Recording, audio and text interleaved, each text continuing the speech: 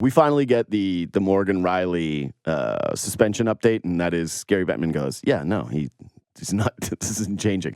Which I don't know why people thought that it would. I never really thought it had a shot that Gary was going to go against them.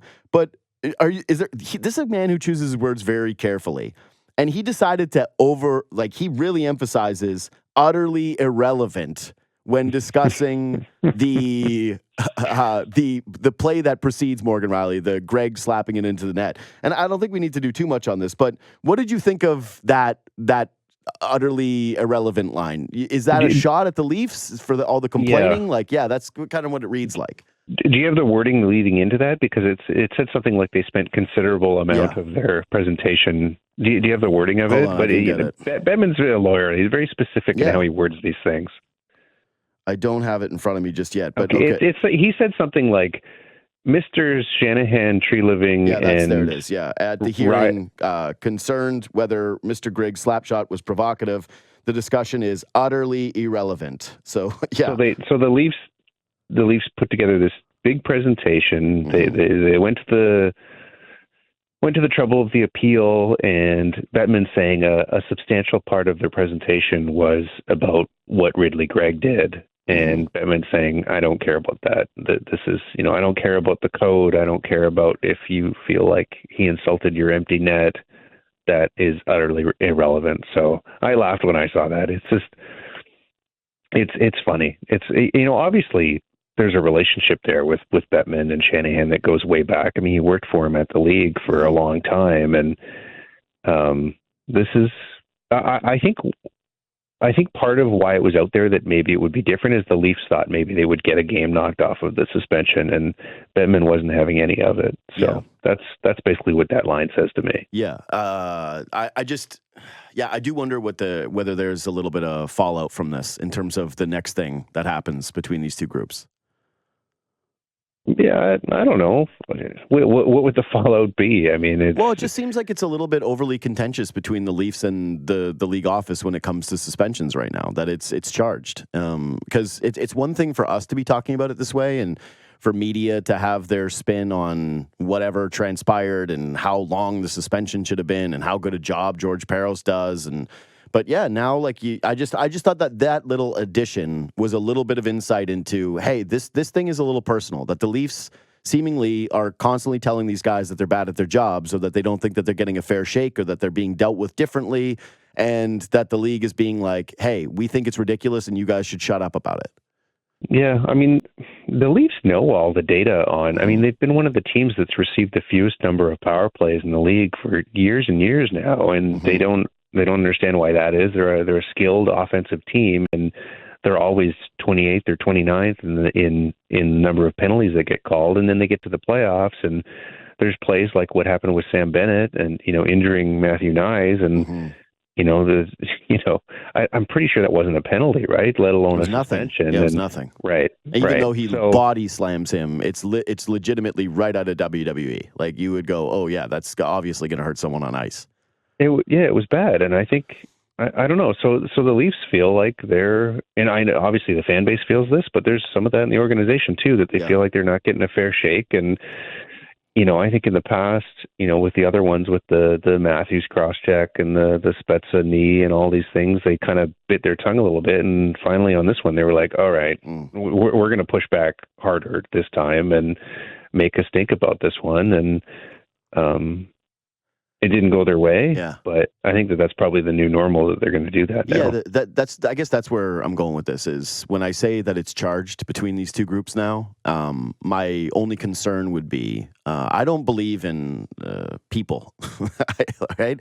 I don't believe that people can put their feelings aside and deal with things rationally when it comes to stuff like this. And so I would say that, if you feel as though there's any benefit to having some sort of competitive advantage by the league office looking favorably at you, or whether they go, yeah, you're annoying. I don't think that would end up being a good thing for the Leafs, that it ended up being this much of them pushing their case, that it went this public, that it was this many shots at the league, and then it results in nothing changing for the Toronto Maple Leafs. I go, that's probably not great. Like, think about as an example, this isn't the exact same thing, but, Bunting has the season where he draws all these penalties. And then you look at a lot of them and they're embellishment, a lot. And then the next year he can't get a call because the refs are pissed off and they say, yeah, we're going to basically be teaching you a lesson. I would kind of guess that there's at least a chance something like that could happen moving forward here with the league office, where you get a chance, it's a 50-50 call, and you get to side one way or the other on it, or it's 55-45, whatever it is, that, yeah, Peros and Bettman and co. and anybody that has to come up with a decision that would go against the Leafs, that, yeah, maybe because of stuff like this, because of the charge, that, yeah, it ends up going against you. Anyway, that's my only thought on it. I'll move on. What do you think about the record discourse surrounding Morgan Rielly since all of this? Because I feel like that's taken on a new life. Yeah, I mean, I tend to think a lot of stuff like that is just small sample size weirdness, right? Like, it's not, I mean, what is it, 19 games or something like that in the last 2 years? Is that or do you go back even further with that? I think that it's the last 2 years, 19, and then it does go back a little further, but I don't know why you'd go back further than the last 2 years, Just to make it look more, just to prove your point even more. The thing I would say is I wonder if maybe they play Rielly too much and in a role that maybe he's getting, I don't know, that I was looking at the numbers and, you look at, so last 10 games, they're 8-2. And Rielly played, I think, 6 of those. Mm-hmm. And I was just looking at some of the underlying numbers. And for Rielly, they're bad. He's down around like 43, 44% of the scoring chances at even strength. And, he was getting beat up, even though they were winning the games. And then you look at their numbers, with him out of the lineup. Liljegren's numbers are really good. Giordano's numbers are really good, et cetera, et cetera.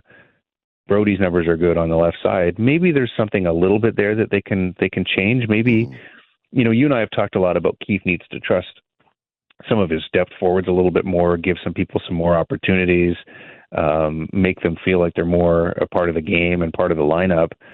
Maybe there's something to be said on the back end. I mean, maybe Morgan Rielly doesn't need to play 26, 27 minutes. Maybe he doesn't need to be out there for every defensive zone draw. I think in a perfect world, like they did in the playoffs last year, they had McCabe and Brody was kind of like the shutdown defensive pair that was getting a lot of the heavy lifting, and Rielly was able to be more of an offensive catalyst, which is what he's really, really good at. And you look at the postseason that Rielly had last year, and it was fantastic. That's, I think in an ideal world, that's probably where you're at. But just with their personnel, they haven't been able to do that. So I'm not saying, I think, like I said, I think a lot of it is small sample size, but I also wonder if there's things they can learn from this stretch without him that they can apply when he gets back. Yeah. So it's 19 games, right? It's 19 games and they're 16-2-1 without him, which is it's a pretty staggering number, even though it is a small sample. Just like the win percentage of it, you go, holy crap, that is something. So to me, it merits discussion. It does. When it's almost 20 games of this, you should be able to talk about. The difficulty for me is, I think it's a couple things. One, last year, Morgan Rielly was struggling. He had a bad regular season. He just flat out didn't play well. So it isn't all that big of a surprise to me that when the Leafs are missing him during his struggles, and when they were a deeper, better team, that they survived just fine without him. Also, the Leafs are just a good regular season team in general. Like, is there any player that they would lose and all of a sudden they would have a sub 500 record? Like what would be the record? Again, this one is, it's big. It's 17-1-2. Well, to that point, isn't their record without Matthews and without Tavares pretty good too? Yeah, that's it. I seem to recall. I was just going to say, they just missed Tavares for 2 games where they won both, and people go, and they raise the eyebrows. They just had one where they didn't have Marner or Tavares, and people go, this is the best game they played all year. I just think the team, they're good at winning regular season games. Like, that's been very well established under Sheldon Keefe. And then this part of it, I guess, is a little bit the added layer of frustration I would have if I was like Morgan Rielly and his people, and you see stuff like this out there, is the Leafs just got a bunch of tomato cans and thrown in front of them, and they played good hockey. Absolutely, they did. But I'd be going, if the record, if we lose any of these games, like they're about to play the Coyotes tonight who've lost 10 straight, okay? Although this just feels very Leafsy that they'll lose this game tonight. But I don't think it's as exaggerated a deal as people are making it, but I do think that there's a little something to what you said about maybe they're playing him too much, and I wonder if Keefe does handle the minutes just a little bit differently moving forward. He's miscast as what he is on this team. Like the blue line isn't strong enough for him to play what he should be playing. I think he's a number one defenseman in the NHL, but he's towards the bottom end of that probably. Like I don't know, what would you say he is? The 20th or 25th best defenseman. He's really good on the breakout. He's a really good skater. He's a really good offensive player. He's a facilitator for the good offensive players on the Leafs, but he's not a good shutdown D. He's not good. And with Brody struggling and showing his age, that's put even more burden on Rielly, and it's made his life much harder. Yeah. I would probably have him a little higher than that, I think. But I would say that to me, he's going to end up being a fringy Team Canada guy, which means you're very, very good. You're very, very good. To be on Team Canada's blue line is a massive, but to me, he wouldn't be like a lock to be on the blue line. So yeah, make of that sort of what you will. But yeah, I'm with you. Like I'm with you. I just think he's probably a little miscast. They've probably leaned on him a little bit too much this season. It's taken some time for them to even trust the likes of the Benoits of the world. And yeah, now it seems like they have a better second pairing. Brody has been playing better as of late. Again, we'll see how much of this is the strength of schedule versus what he actually has in the tank. And to me, when the Leafs' lesser guys are on the ice, like it's just a little bit more of a simple game at times. There's a little bit more structure and a little bit more urgency to just get pucks out, not really, screw around D to D, try to make the breakout happen. It's just, hey, get it out. And it reminds me a little bit more of the last year's Leafs where we saw them be a little bit better defensively. I think the best thing is that Liljegren has suddenly looked like something more and better. It'll be interesting to see what they do when Rielly gets back and if it's any different. Because I think if Liljegren's playing this well, I think you want to give him a longer run in the top four. Brody's played better on the left side. Maybe I don't know, is there a world where, I don't know what you do though. I'm trying to think of what the combination would be. Well, I mean, Rielly looked his best when he played with Luke Shen last year. I was going to say this to me is the easy way out for the Leafs is this really helps you shape an idea before the trade deadline. Yeah. I think that's right. Yeah. So the consensus has been, you got to go out and get a guy who has term, and you got to go out and get a guy who you can really build around when you're giving up assets or whatever. And it seems, and I'm sure you have done some of the similar reporting and digging, but it seems like Tree Living up to this point has been very reluctant to give up the first round pick for good reason, because the Leafs don't have any seconds forever, and they don't have a first. Next year they don't have a first, right?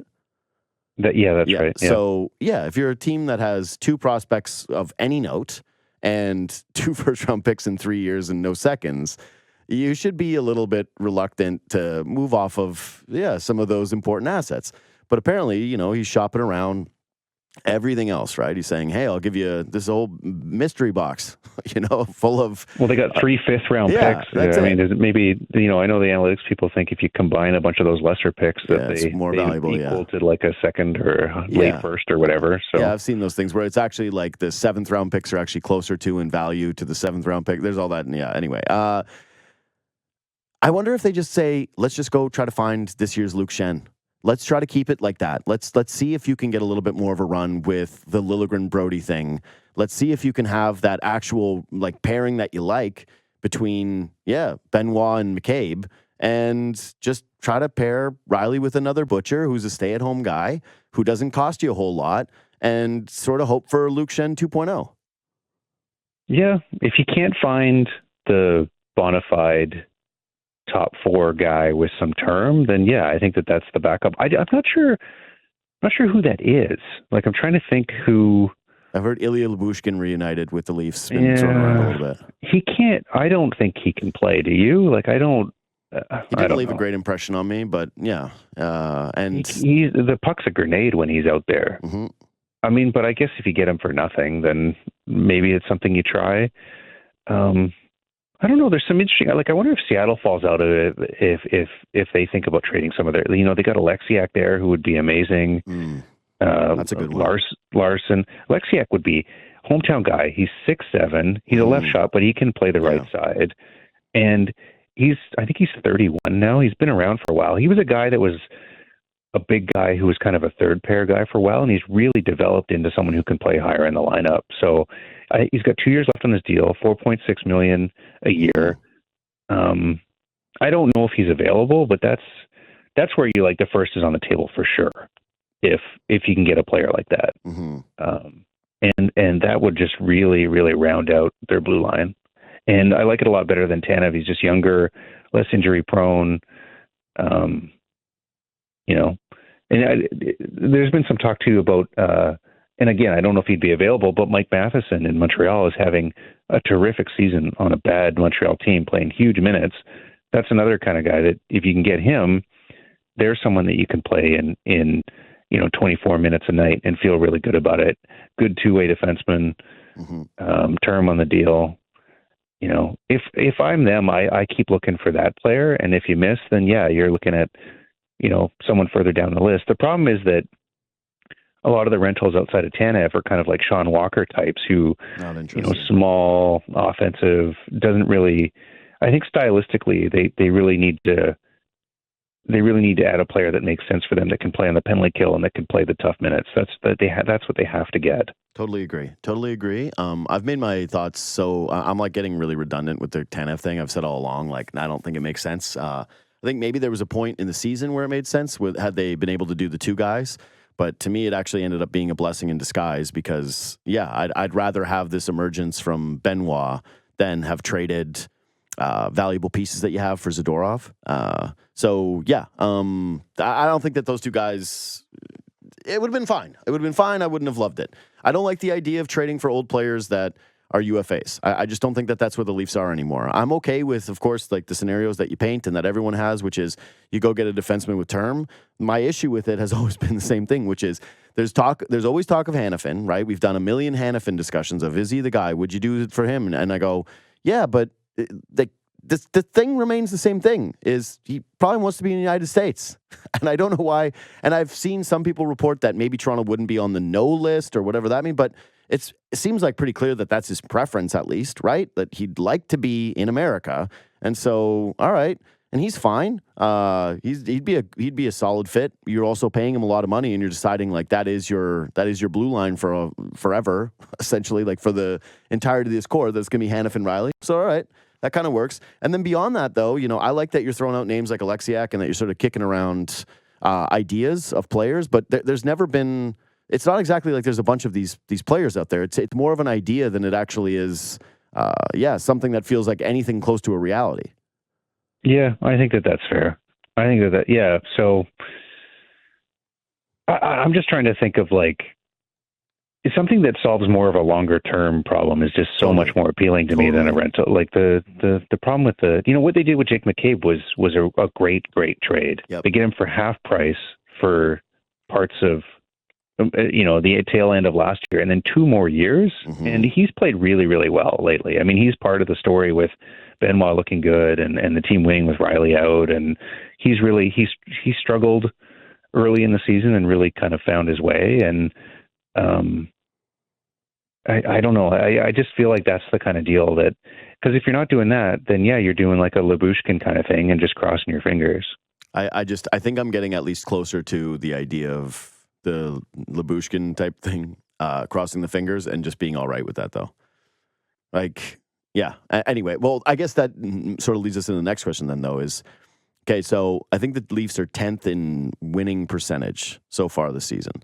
They've just ripped off this incredible stretch of victories, and, you can only play who's in front of you, and we've criticized them for lowering their play, their standard of play against bad teams in the past. So I'm not going to just, to completely diminish what they've done against some of these bad teams. But do you have a stretch now where you're going to be facing Vegas twice, Colorado, Boston, the Rangers?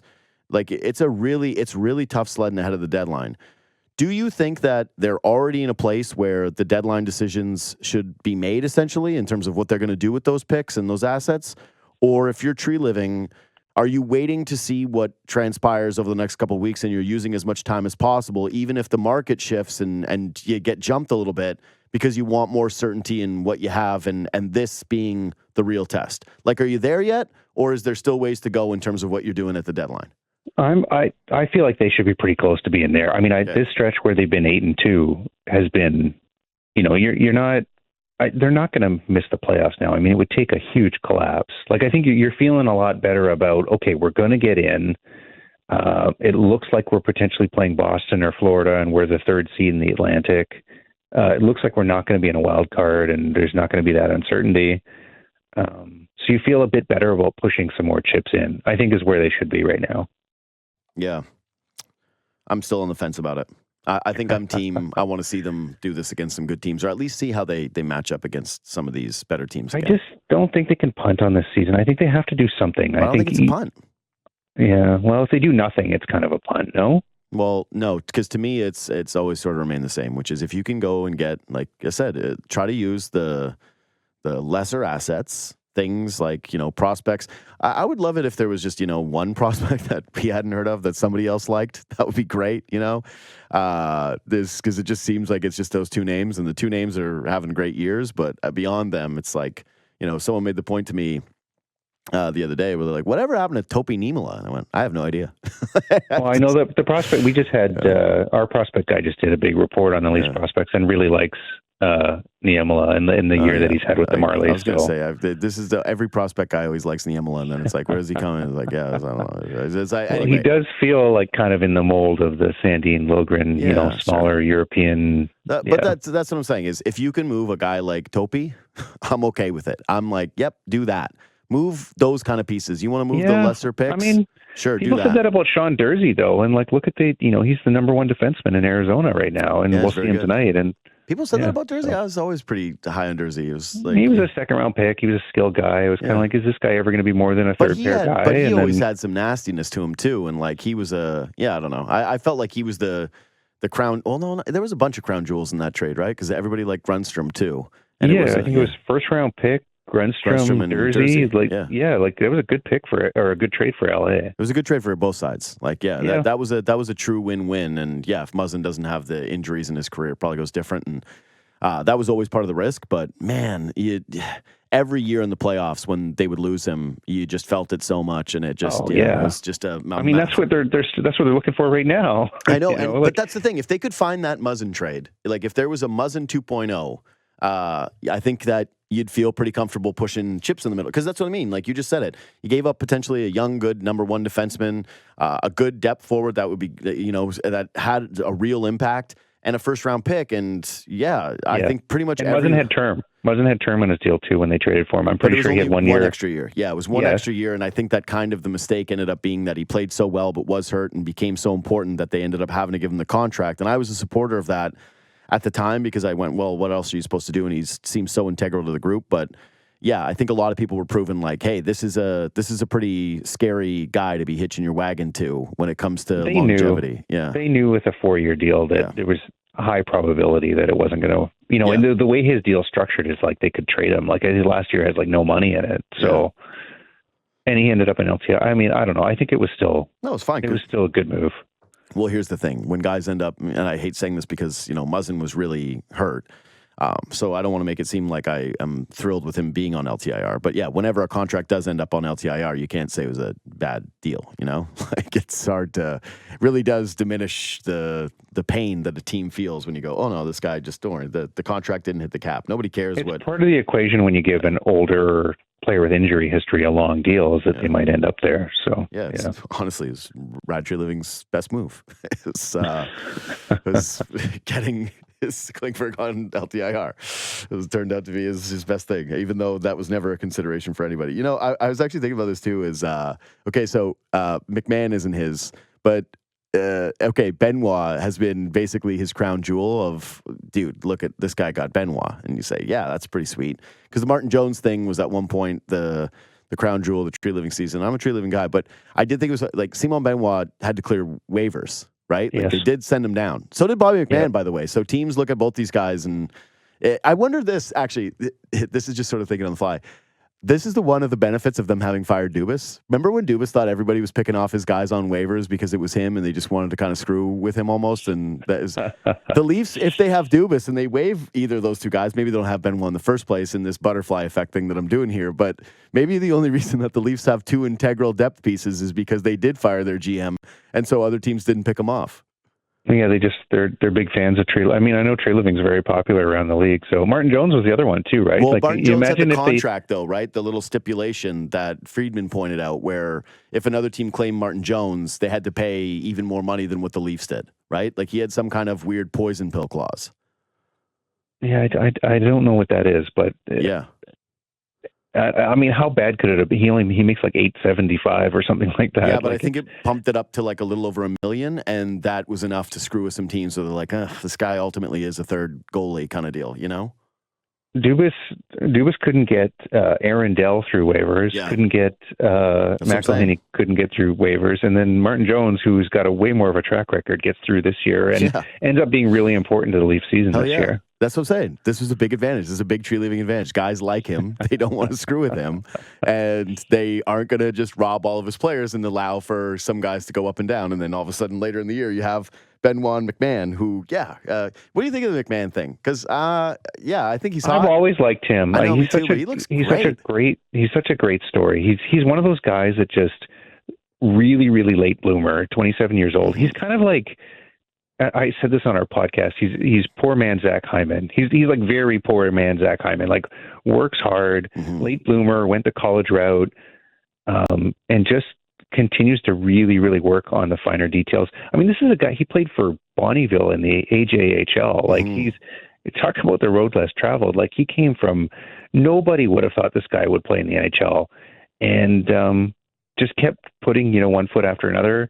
Went through the ECHL in the Leaf system, and really just developed and really just worked on his skill, the skill part of his game, because he's always had the effort, he's always had the just the desire and everything, and you see this every once in a while where a guy gets better into his late 20s, and he's the perfect example, and just a good person, and I think he should become a fixture on their fourth line. I think they should. If he's willing to give him a deal with 2 or 3 years and making $900K or whatever, and just he's the kind of player I think you want to have around.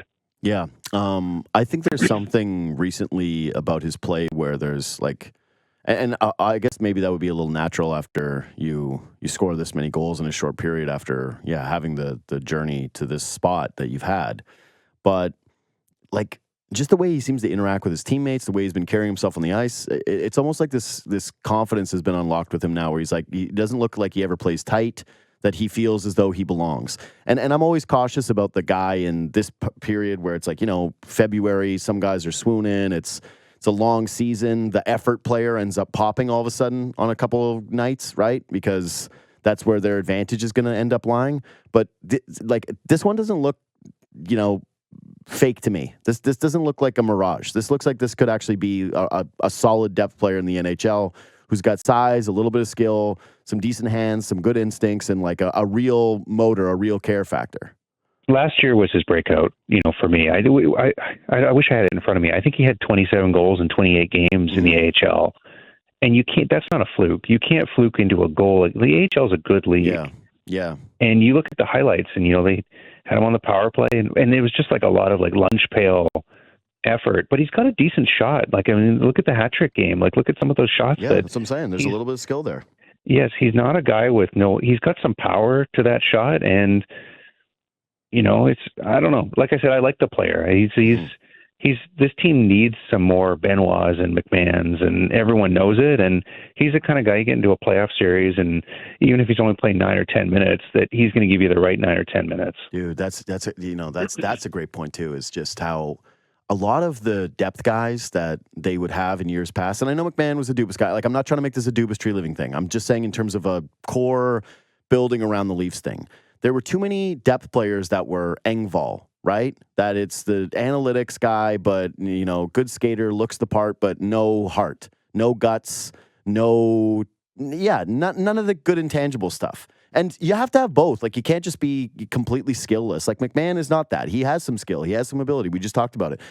But going out and getting those guys on the fringes that have the care quotient, the effort quotient, like the Benoits, the size, but the also willingness to use it, rather than thinking like, hey, let's go try to find a diamond in the rough in Nick Patan, right? That these are the kind of guys you should covet around this core. Cheap dudes who have the effort level, but also have a little bit of skill. I know you'd think like most people would want that, but in the past, it feels like too many of the reclamation projects or lottery tickets they would take were on the guys where they would be like, hey, all the skill is there, and there's real upside with that, but we got to get them to buy into the physical play or the consistency. No more of those guys. You can really see with someone like Benoit, too, like just how much he appreciates the opportunity and is not taking it for granted. Yeah, I love him. Yeah. I'm such a fan. I mean, like his interviews and everything, and he just knows, he knows what this opportunity means, and he just... And I think for him, too, it's not about he wants to get the next contract, and it's just about, I'm with the Maple Leafs, I'm living my dream, I'm going to put absolutely everything into this. And Sheldon Keefe's talked about that with him. It's just like his personality, his desire to learn. And McMahon's like that, too. Like, you get these guys that just really appreciate you're on the Leafs, you're on a good team. When is the opportunity going to be better than this? Like, why wouldn't you empty the tank? And I think for some guys, they get into that position and it starts to play tricks on their mind, and that's where the confidence can be an issue. And I don't know, like think about like a Jimmy Vesey or like some of these other guys that they brought in. They just can't rise to the moment. They can't play through that feeling of, you know, it's not working for me, and I have this great opportunity. And I feel like Benoit and McMann, like they're just not overthinking it. They're putting everything out there, and they're so appreciative that they are where they are, and they're going to do whatever they can. And it's a great story in a season that's, you know, for a lot of it has been disappointing. They've at least had some of these good stories show up. 100%. And it's something that I've been talking a lot about with people in my personal life, but one of the things I feel like the older I get that in terms of a judge of character, a judge of whether I'm going to like someone is, do they have self-awareness, right? Do they understand their place in a situation in the world? So it's kind of like, usually that leads to having good humor, that leads to better work ethic, or, you know, actually being able to accomplish something, better friendships, all that different stuff is like self-awareness. And it, like all the stuff you're outlining with Benoit, not to gush too much here, but it's like, that's self-awareness, you know, like he gets it. He understands what is happening to him. He appreciates it, and he's making the most out of it. He's not taking it for granted, and he's treating it the way that you would kind of hope a guy in his position would. So, yeah, that ends gushing about Benoit talk, guys. Anaheim didn't qualify him. Like, I mean, if you're him, a lot of guys in that situation, it's a huge blow to your confidence. And you're like, figured it out. And I know he wasn't happy when he was on waivers and he got sent down. And, you know, I know that our guys around the team were saying he seemed really upset about that, but he channeled that into something good and something positive and played well. A lot of guys in that situation, when they're challenged, when they face adversity, it's kind of, and I don't want to pick on him too much, but you know, Jimmy Vesey, it's the same, you know, Sheldon Keefe challenges him, you know, and it's just, they just wilt and they just disappear and there's nothing there. And the Leafs have had a lot of guys that have done that, you know, and that's not what these guys are doing. That's what I'm saying, though. You know, no more trying to find Patans or Galchenyuks or VCs. More Benoit and McMann type of guys. Like that those are the lottery tickets that you should be taking. Lower ceiling when it comes to skill, higher floor, and more certainty in terms of effort and personality that you're going to inject into the room. That stuff matters too. Wouldn't it be nice to have some of these depth guys stick around for a while too, and not have mercenary rotating? Team? Yeah, like I think both those guys, they should just go to them and say, "Here's 2-3 year deal, not a lot of money. We want you to be part of what we're doing for a while." I would genuinely be shocked if they let Benoit go. I don't think they will, but it could be. I mean, I don't know who the agent is and whatever, but it could be a situation where if he's playing as many minutes as he is now, you know. I know he's RFA and everything, but it could be a situation where, you know, he doesn't want to sign long-term, right? Because he could be in line for a big payday if he continues to play like this. So that's what I think is the likely outcome with him. Just is like, if he's an RFA, if I'm him, I'm doing the same thing Liljegren did, right? Where I'm going, give me a 2-year deal at really low money. Everybody loves me for 2 years. But if I play this well and I continue to do this role, then when I get out of that, I'm getting paid by you or somebody. And yeah, I wouldn't mind. I would get a little scared if you're starting to get too long with the term on a guy like that. But that is how you win, right? Is you take some risks with some of these guys and say, all right, like, because all of a sudden in year 4, it ends up being what we're talking about with McCabe, where you're saying, can you imagine, like, this guy's on $1 million ticket or $2 million ticket. And I know that there was a way of manipulating the cap with that. They bought the salary, but boy, it would be really great for the Leafs if they could end up winning on one of these. You're right, for a long-term guy who's actually just delivering way over value in years, 3, 4, rather than just like having that short-term 2-year window where you're already talking about the contract the second it gets signed. Yeah. Mm-hmm. Yep. We got to run, but you're not going to be on next week. And I wanted to just quickly, if Matthews remains like 20 points, and I know there's like all this discussion about primary points percentage and all this different stuff, but if his team is lower in the standings than McDavid's, McKinnon's, let's say Kucherov's, and these guys end up being 20 points ahead, but he hits 70 goals, is he still a lock to win the Hart? Like 70 is something, but yeah, the record and the points, it does make for an interesting thought. Well, I mean, I think for the Hart, you could make the case that the Leafs team is worse, and where would they be without Matthews even more? Like, because 2 years ago when he won it, or 3 years ago, he's got a stacked team. He's got all these great players around him. It feels a lot less like that this year. It feels like there's no debate who the Leafs' best player is. I mean, I know Nylander's had a great year and whatever, but Matthews has been otherworld. And it's interesting, when Brett Hull won the Hart in 1991, he had 86 goals. He was 35 goals ahead of the second place player, but Wayne Gretzky had way more points. I mean, that's probably the comparable. Obviously, Matthews isn't going to finish 35 goals ahead of second place, but he could. The question is, like, does Kucherov having all those assists, and Matthews doesn't have very many assists. What's he got, like 23 assists or something like that? Yeah, who cares? That's going to hold his point total way down. Yep. So it'll be very interesting to see how the voting plays out. Mm-hmm. I think it's going to be McKinnon, Matthews, Kucherov, McDavid, right? Yeah. And I think Matthews is going to be top 3. I think he's going to be nominated, but I don't know. It's going to be a tough one. And I also wonder with Kucherov if there's going to be some of this Russian player stuff that impacts his candidacy a little bit. So it's going to be a very, very interesting vote this year. I do think that Matthews, and I'll be using these takes a little bit more, I'll be recycling them, but when he plays McKinnon again on Saturday night and then later in the season plays McDavid again, those games are going to matter more than they normally would. Those games, like if we're going to be doing this race tight, and 70 is a lot. If he does hit 70, I just feel like it's really hard to deny a guy with 70. But either way, it's just, I think the one thing some voters would be able to point to is going, hey, well, head to head, what were the win losses of these two teams? And and the last time McKinnon are on pace for over 140 points, right? So those are big numbers too. Yeah, yes, they're very, very big numbers. You know what else is big number 2? 15 posts and crossbars. That's Matthews. He leads the league in that. Really cool stat. Anyways, James Mirtle, Senior Managing Editor of The Athletic. Thanks for making time, brother. Yeah, no problem. See you, pal.